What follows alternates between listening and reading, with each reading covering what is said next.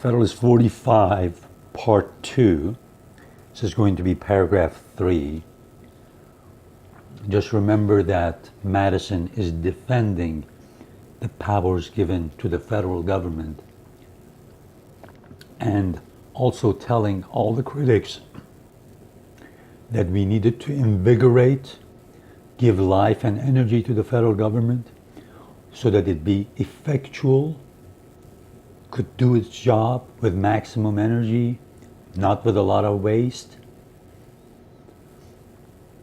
and at the same time say the states maybe have had to give up certain things but have kept majority of their authority and power.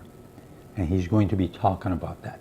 But at first he wants to say, we didn't go through this revolution, we didn't have so much lives lost, so much bloodshed, so much property destroyed, just so that states keep their sovereignty. It was for the happiness of the people of the states, people of America. All right, I'll start reading with paragraph 3. We have seen, several important considerations have been touched in the course of these papers, which discountenance the supposition that the operation of the federal government will by degrees prove fatal to the state governments. The more I revolve the subject, the more fully I am persuaded that the balance is much more likely to be disturbed by the preponderancy of the last than of the first scale. So the way he uses revolve, we don't use it these days.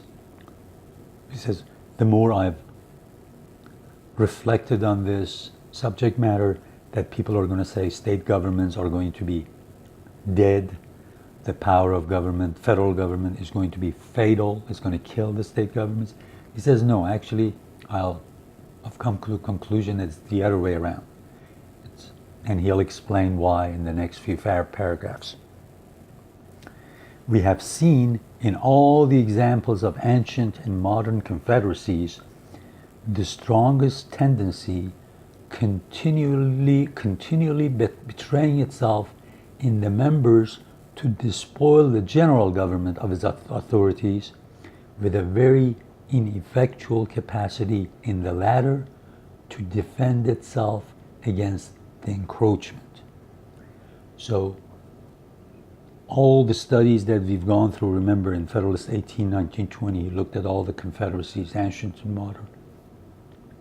He says, actually what we've looked at is that it's always the state governments, the peripheries, those who are on the side, they are the ones that are going to possibly be the spoilers and ruin things out for a good, efficient central government. It's not the other way around. Although in most of these examples, the system has been so dissimilar from that under consideration as greatly to weaken any inference concerning the latter from the fate of the former, yet as the states will retain under the proposed constitution a very extensive portion of active sovereignty, the inference ought not to be wholly disregarded.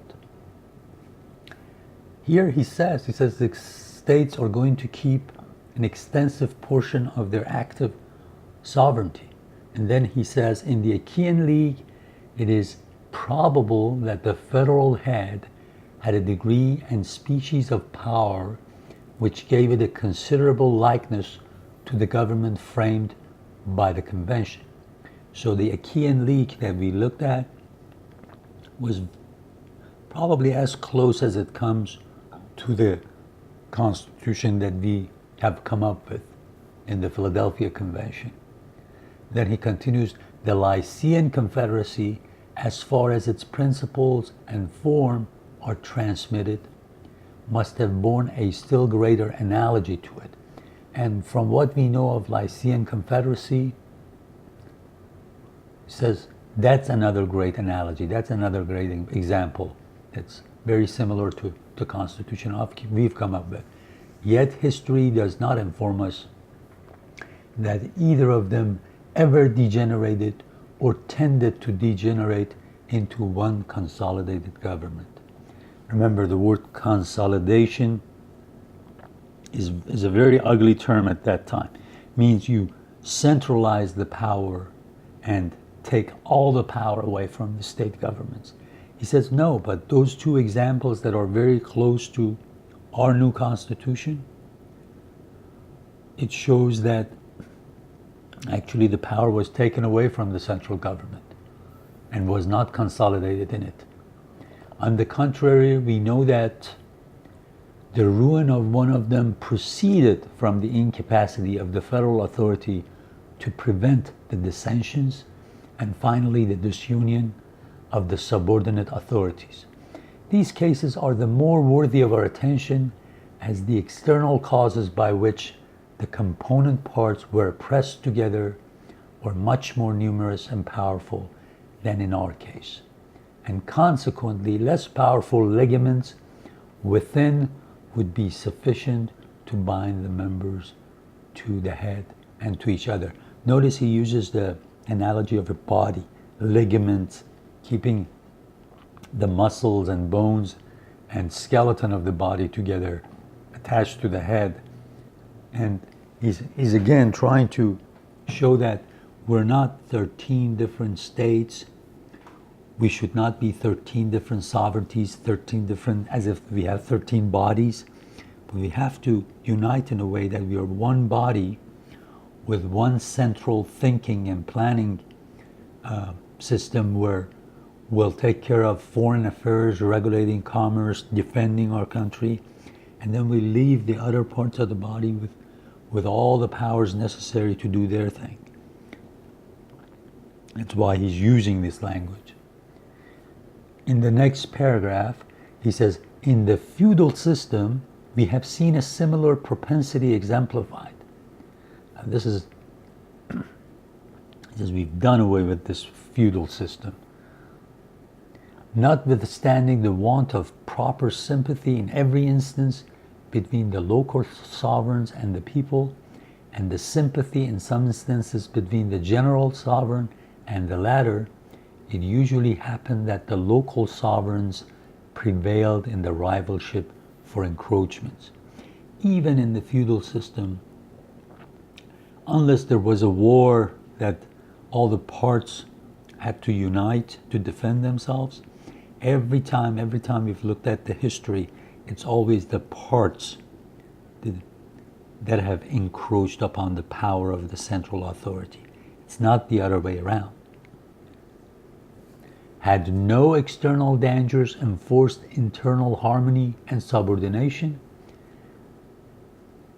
and particularly had the local sovereigns possessed the affections of the people, the great kingdoms in Europe would at this time consist of as many independent princes as there were formerly feudatory barons. So after the Middle Ages, it happened that these barons lost power and the power went to the monarch because one strong monarch needed to defend the whole land. And he says, if there were no wars now, or if the situation were a little different, then the powers will go back to the barons again. This is just a tendency of things to happen. So to use state governments, and to the supporters of state governments and opponents of this new constitution, we're telling you, state governments are going to stay important. They're going to stay powerful.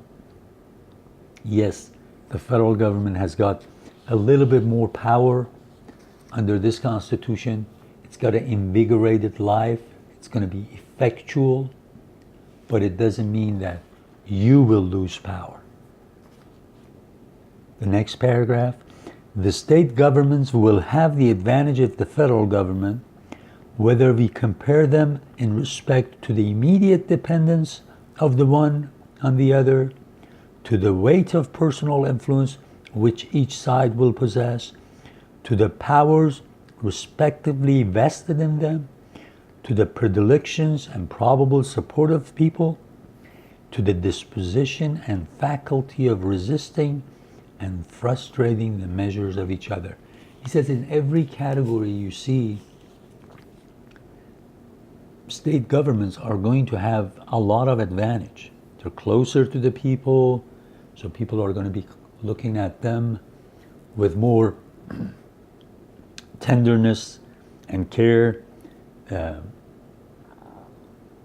In every aspect you look at it, you guys at the state level are not going to lose your power. And federal government is not going to consolidate and take power away from you.